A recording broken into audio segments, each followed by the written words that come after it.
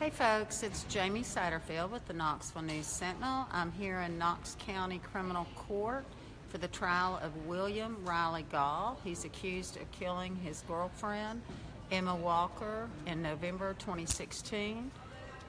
He's accused of shooting through a wall in her bedroom, and the bullet struck her and killed her.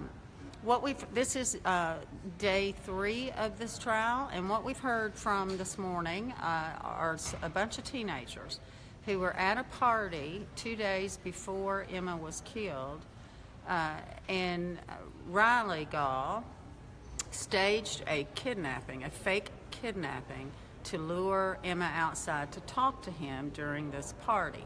And what the state is using this testimony to show is that their contention that Riley had a fatal obsession with this young lady. She was an honor student cheerleader at Central High School. He was a football player at Central, and at the time of the killing, he was a freshman football player at Maryville College. And what the state contends is that she broke up with him, and he didn't take it well and began stalking her.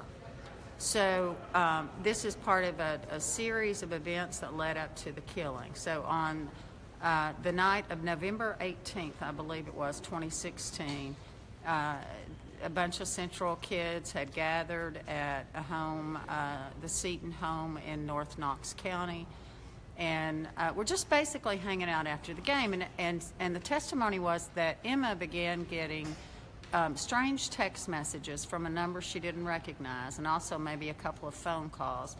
And the person was claiming that they were holding someone hostage and that she needed to come outside alone. It upset her, and of course all the other teenagers there. She and another fellow, Zach Green, went outside. They didn't see anything. They go back in the house. These texts continue. And Emma begins to realize that this must be Riley, and she actually texts this unknown person and says, you know, I know this is you're Riley's friend, I'm not buying this. But she ends up going back outside with some of her friends, and also the father of the girls whose home this was. And they discover Riley on the ground, face down, holding his head, and he gets up, and he's pacing around holding his head, and he says that he's been kidnapped. And then Emma begins to say that she doesn't believe him. She gets very upset. And ultimately, she goes back in the house, and then Riley goes walking down the road. We know from opening statements yesterday by prosecutor Kevin Allen that the police were ultimately called, and Riley admitted that this was just a ruse to get her to come outside. This fits in with the defense, because the defense theory by Wesley Stone is that the shooting itself was a ruse, that Riley did not know that this bullet would travel through the wall, and instead he only intended to scare Emma and then show up as her rescuer. So that's the testimony we've had today about this bizarre kidnapping ruse. And I will note that Riley is 19 now. He was 18 at the time, I believe, and then Emma was 16 when she died.